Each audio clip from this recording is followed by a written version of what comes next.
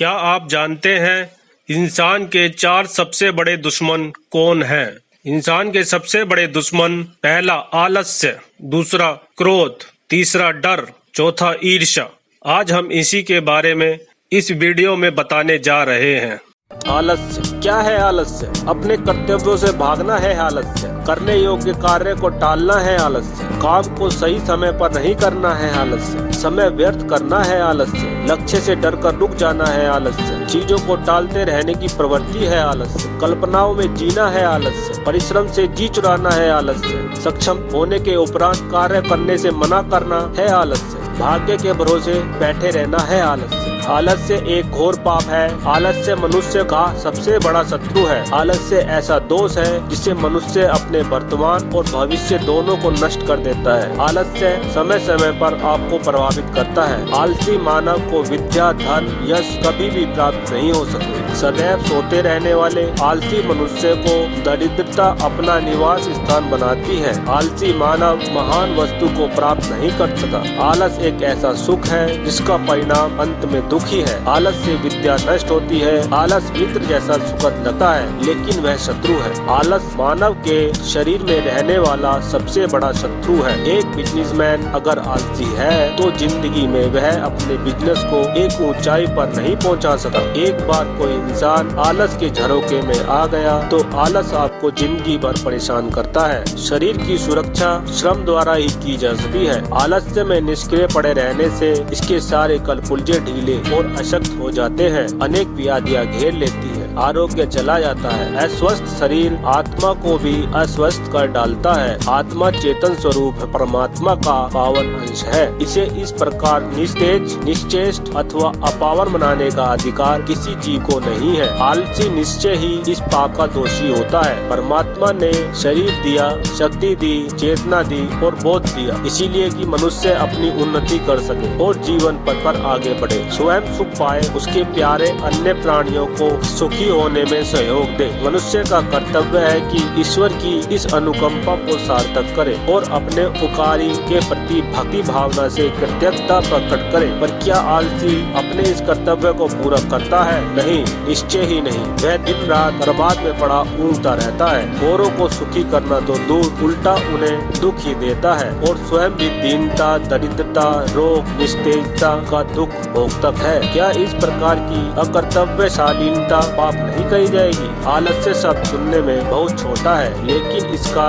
जीवन पर गहरा प्रभाव पड़ता है। आलस्य व्यक्ति को नकारा बना देता है। इसको अपने आसपास ही मत आने दीजिए। स्वामी रामतीर्थ ने आलस्य को मृत्यु मानते हुए कहा है, आलस्य आपके लिए मृत्यु है और केवल उद्योग ही आपका जीवन है। संत तिरुवल्लुवर कहते हैं, उच्च कुली रूपी दीपक आलस्य रूपी मैल लगने पर प्रकाश में फुटकर बुझ जाएगा। संत विनोबा भावे का विचार है कि दुनिया में आलस्य बढ़ाने सरीका दूसरा भयंकर पाप कोई और नहीं है। आलस्य को दूर करना सफलता हासिल करने के लिए बहुत महत्वपूर्ण है। आज का काम कल पर और कल का काम परसों पर डालने वाली आदत को छोड़ना होगा। हम इस लत से आसानी से छुटकारा पा सकते हैं। आप अपने कार्यों को व्यवस्थित तरीके से करें। आप दैनिक लक्ष्य बनाकर और ध्यान को भटकने से रोककर शुरुआत करने के लिए स्वयं को तैयार करें। अपने सोने का एक नियमित शेड्यूल तैयार करें और इस पर सख्ती से पालन करें। समय के साथ आप इतने सक्षम हो जाएंगे कि बिना अलार्म घड़ी के स्वयं उठ पाएंगे। आलस का एक प्रमुख कारण है अनहेल्दी फूड, इसीलिए हल्का भोजन करें। यह आपको आलस्य कम करने में मदद करेगा। सफल लोगों के बारे में पढ़ें और उनके जीवन से प्रेरणा लें। समय की गति बहुत तीव्र है तथा जो समय का सम्मान नहीं करता है वह अभावपूर्ण, संघर्षपूर्ण जीवन व्यतीत करता है। समय का सम्मान करने से इंसान को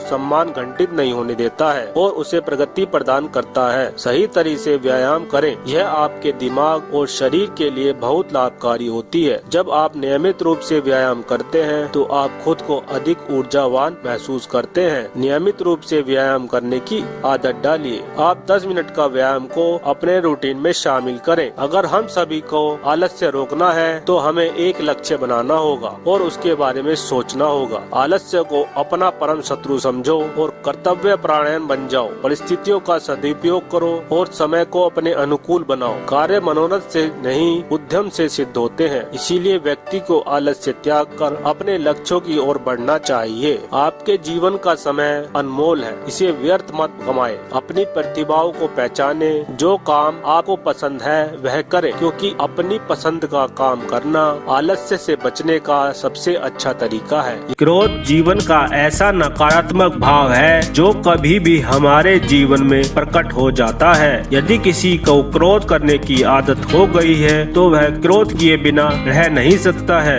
बात बात पर अपनी नाराजगी दिखाएगा। क्रोध करना अधिकांश लोगों के जीवन का स्वभाव हो गया है। जब क्रोध का यह गुबार उतरता है तो मन में पछतावा भी होता है कि अनावश्यक क्रोध किया गया। क्रोध करने से उनका इतना नुकसान हो गया। जब भी हमारा कोई कार्य पूरा नहीं होता है, हमारे मन के अनुसार नहीं होता है, जो हमें चाहिए वह नहीं मिलता है, इच्छा के विपरीत कार्य होता है, जबरदस्ती किसी कार्य को करना पड़ता है तो क्रोध आ जाता है। कहीं पर भी क्रोध प्रकट रूप में होता है और कहीं पर क्रोध आंतरिक भाव में होता है। प्रकट रूप में जो क्रोध आता है उसका प्रभाव उपस्थित जनों पर पड़ता है। जिसके ऊपर आता है, अगर वह उपस्थित है तो उसे थोड़ी बहुत हानि भी पहुंच सकती है, क्योंकि क्रोध एक तरह की नकारात्मक ऊर्जा होती है जिसका प्रक्षेपण क्रोध के समय होता है। यदि व्यक्ति का इस क्रोध पर नियंत्रण है तो ज्यादा परेशानी नहीं होती है, लेकिन यदि यह प्रक्रिया पर नियंत्रण नहीं है तो परेशानी हो सकती है। क्रोध का आवेग जब व्यक्ति में धीमा होता है तो यह नियंत्रण में होता है,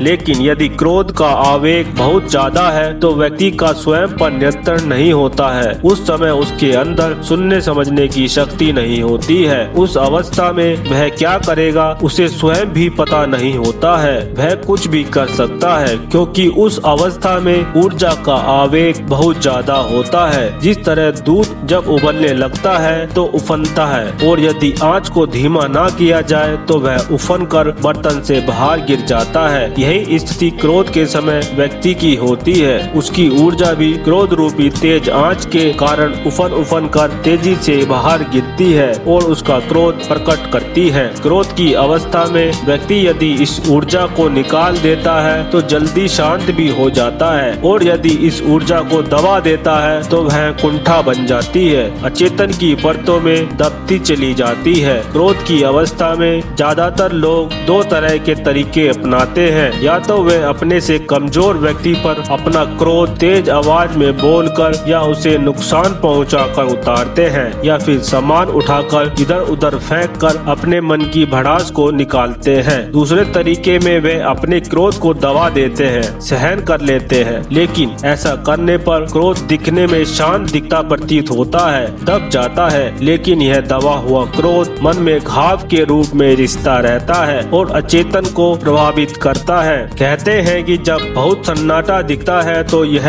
आने वाले तूफान की ओर इशारा करता है। जब पृथ्वी के अंदर टेक्टोनिक प्लेटों पर दबाव पड़ता है तभी भूकंप आता है। पृथ्वी की कमजोर सतहों से ही ज्वालामुखी फूटता है। इसी तरह भूकंप की तरह हिलने वाले और तूफान की तरह आने वाले क्रोध की ऊर्जा को दबाकर हम भली ही शांत हो जाएं, लेकिन कभी भी इस ज्वालामुखी रूपी क्रोध के फूटने की आशंका बनी रहती है। इसी कारण मनोवैज्ञानिक कार्ल गुस्ताव जुंग कहते हैं कि यदि हम क्रोध या गुस्से को दबाने का प्रयास करते हैं तो वह अचेतन में जाकर हमारे भीतर ही उमड़ता रहता है जब तक उसे निकास का द्वार नहीं मिलता है। यदि उसे सही रूप में बाहर निकालने का द्वार नहीं मिलता है तो वह विस्फोट की तरह कभी भी फट सकता है। इसीलिए बहुत ही जरूरी है कि क्रोध के रूप में मन की अचेतन परतों में दबी हुई ऊर्जा का सकारात्मक रूप से प्रयोग किया जाए। इस ऊर्जा को बाहर निकलने के लिए सही दिशा व सही रूप दिया जाए। यदि हम अपने समाज में हिंसा कम करनी है तो मनुष्यों के अंदर दबे हुए क्रोध को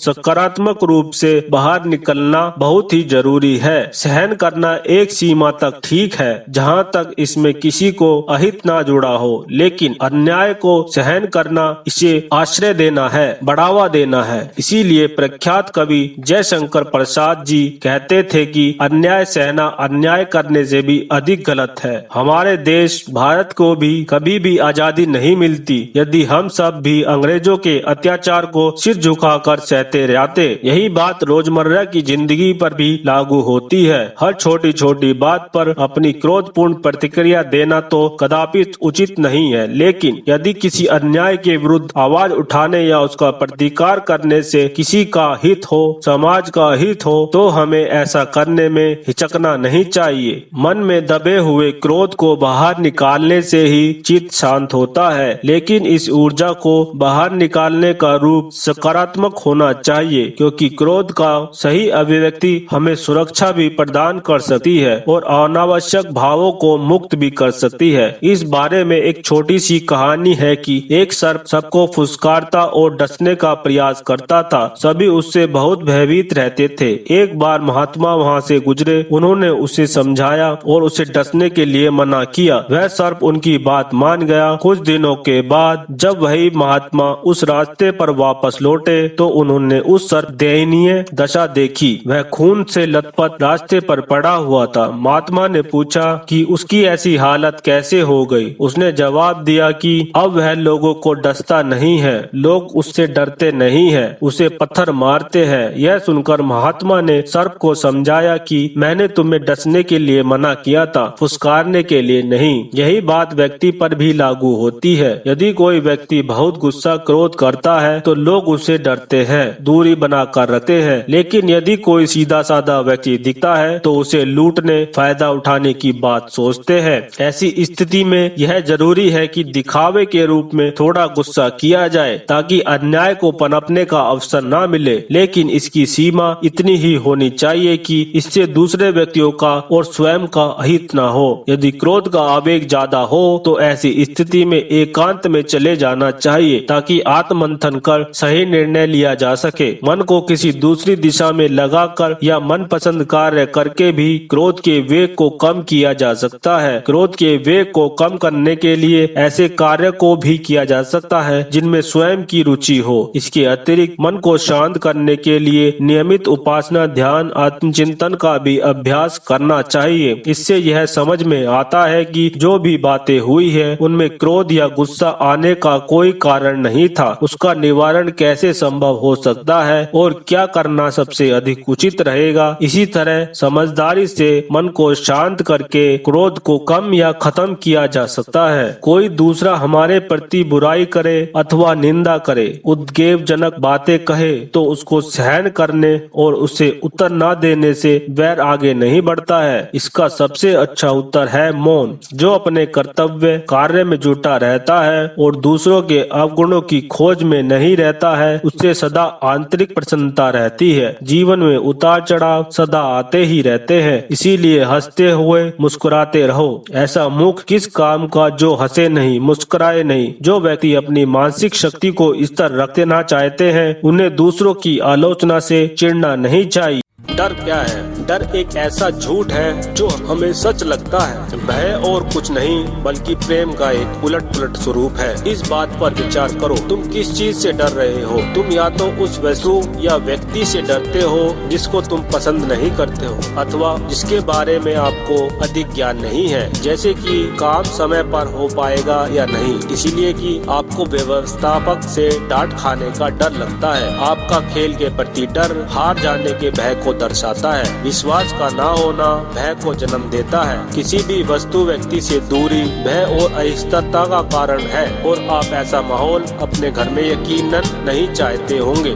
जीवन में सिर्फ थोड़ा भय होना चाहिए। आपको समाज के कानून से डरना चाहिए, परंतु आप हमेशा किसी और भय के साथ नहीं जी सकते, चाहे वह भय किसी भी चीज का हो। भूतकाल के अनुभवों को भूल कर भय पर विजय प्राप्त करो। क्या यह आश्चर्य की बात नहीं है कि छोटे छोटे बच्चे भी किसी व्यक्ति या वस्तु से नहीं डरते? ऐसा इसलिए है क्योंकि उनके भूतकाल के अनुभव नहीं होते हैं। जैसे जैसे हम बड़े होते हैं हम अच्छे बुरे अनुभवों को जमा पूंजी कर लेते हैं और यह अनुभव हमारे संस्कार बन जाते हैं। यही संस्कार भय अथवा फोबिया में बदल जाते हैं, जैसे कि ऊंचाई का भय, अंधेरे का भय आदि। ध्यान इन संस्कारों को हमारे जीवन से निकालता है और हमको अंदर से मुक्त कर देता है। बेचैनी का डट डट कर सामना करें और भय पर विजय प्राप्त करें। ध्यान आपको भविष्य की बेचैनी से मुक्त करता है और आपके मन को वर्तमान क्षण में ले आता है। वर्तमान क्षण ही वह समय है जिसमें कार्य होने की संभावना है।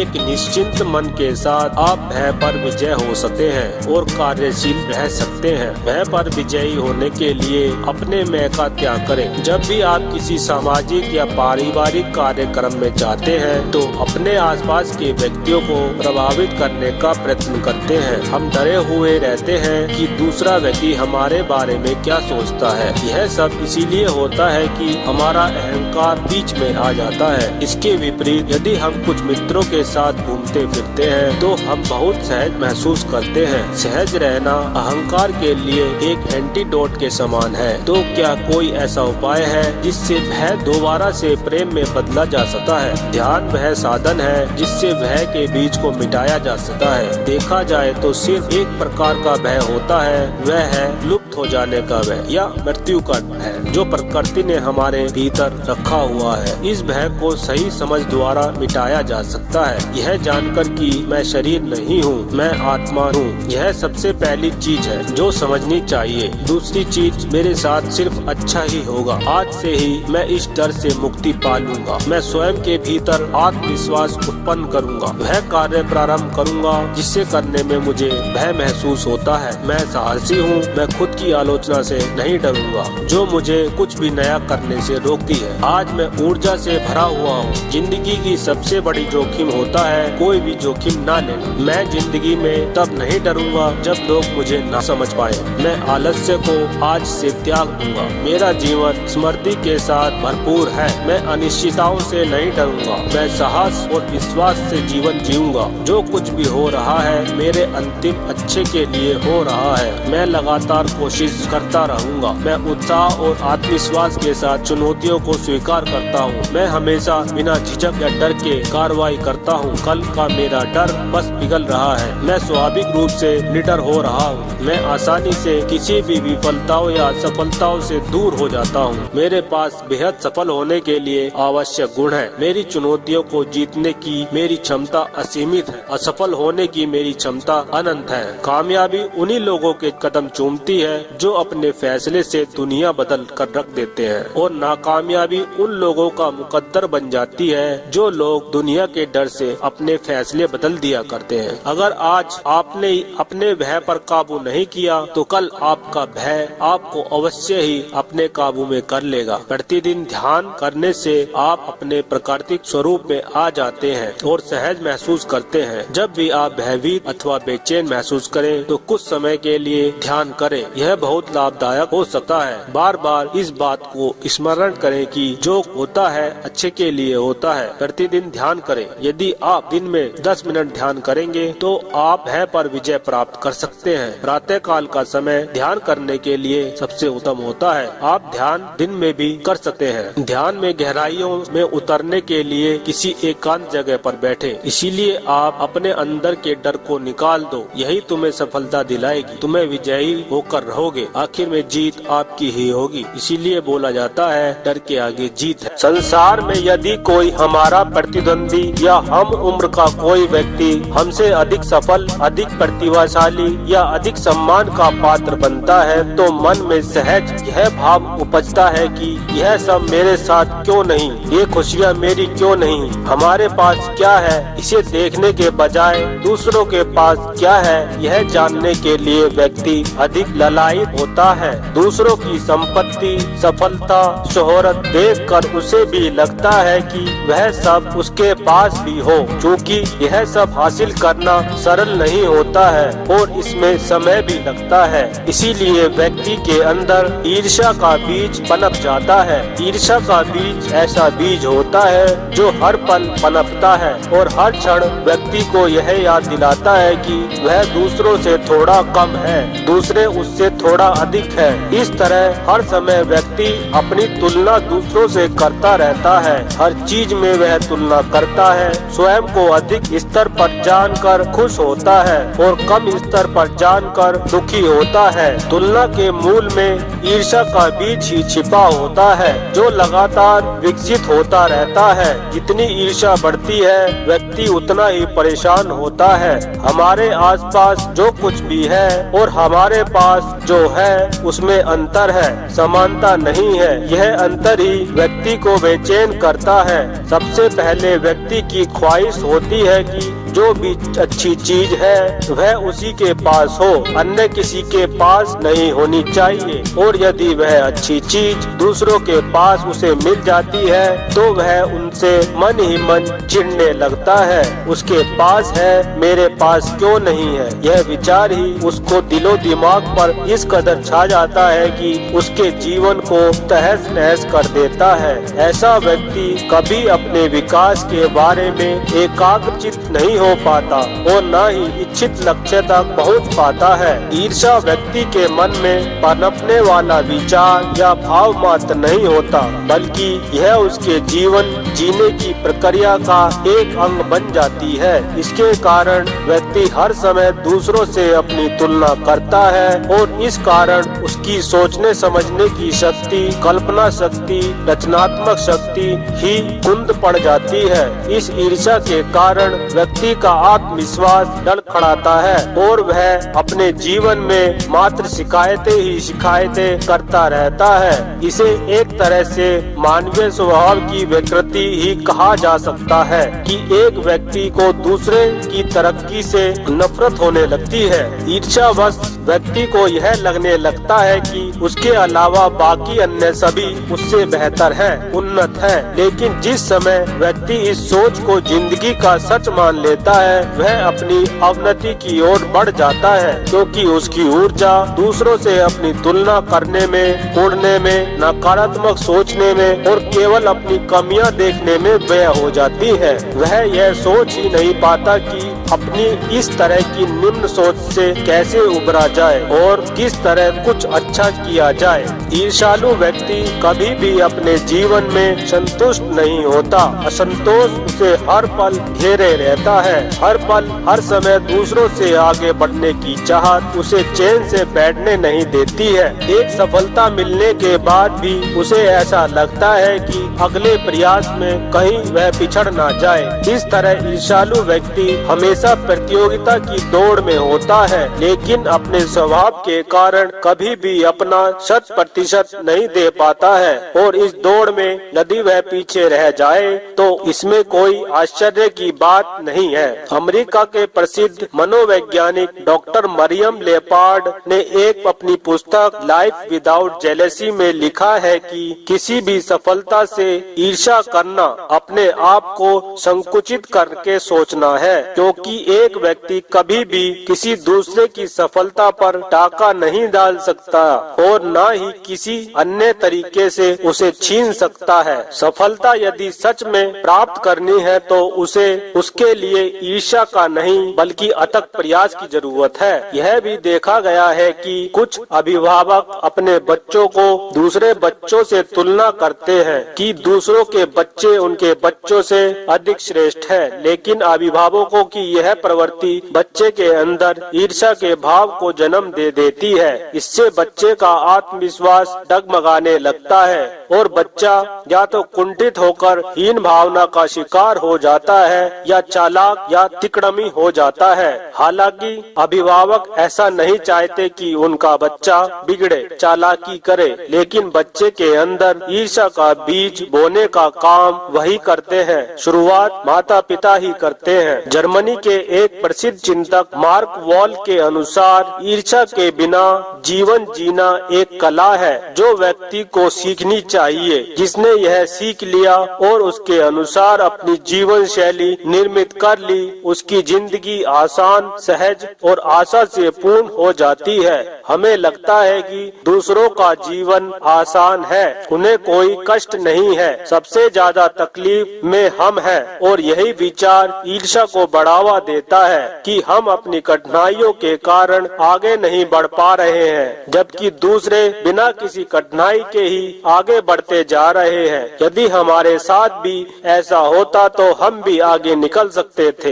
इस संदर्भ में एक प्रसंग है कि एक असंतुष्ट व ईर्ष्यालु व्यक्ति रोज भगवान से प्रार्थना करता था कि उसे उसके कष्टों से मुक्ति दे दो। इसके बदले में वह किसी और का कष्ट भोगने को तैयार है। आखिरकार एक दिन स्वप्न में भगवान ने उससे कहा कि अपने कष्टों की पोटली बनाकर वह मंदिर में पहुँचे। जब उसने अपने कष्टों की पोटली मंदिर पहुँचा तो उसने देखा कि उसकी तरह और भी ना जाने कितने लोग अपने कष्टों की पोटली लिए हुए आए हैं। वहाँ मंदिर में यह निर्देश पहले से अंकित था कि सभी अपनी पोटली दीवार के पास रख दें और जिसे जो पोटली सही लगे उठा ले। लेकिन सभी लोगों ने अपनी अपनी पोटली ही उठाई, क्योंकि दूसरों के कष्टों की पोटली अपनी पोटली से ज्यादा भारी प्रतीत हुई। अपने कष्ट तो परिचित थे, ज्यादातर अपनी ही गलतियों के कारण उत्पन्न हुए थे, जबकि दूसरों के कष्टों की पोटली से पूरी तरह परिचित नहीं थे। ईर्ष्यात्मक जीवन की यात्रा अधूरी सी होती है, जिसमें जो मिलता है उसकी कद्र नहीं होती है और जो नहीं मिला उसका विलाप चलता रहता है। इसीलिए जरूरी यह है कि दूसरों की ओर ना देखकर अपनी ओर देखा जाए, क्योंकि हर इंसान अपने आप में औरों से भिन्न है, विशेष है। उसकी जगह कोई नहीं ले सकता है और ना ही उसकी पूर्ति कोई कर सकता है। ईर्ष्या तभी मन में प्रवेश करती है जब हमारी तुलनात्मक दृष्टि होती है और हमें उसमें खरे नहीं उतरते हैं। इसीलिए यदि तुलना ही करनी है तो अपने प्रयासों में करनी चाहिए कि हम पहले से बेहतर हैं या नहीं। तभी ईर्ष्या रूपी बीज को पनपने से रोका जा सकता है और इसका समूल नाश किया जा सकता है। धन्यवाद।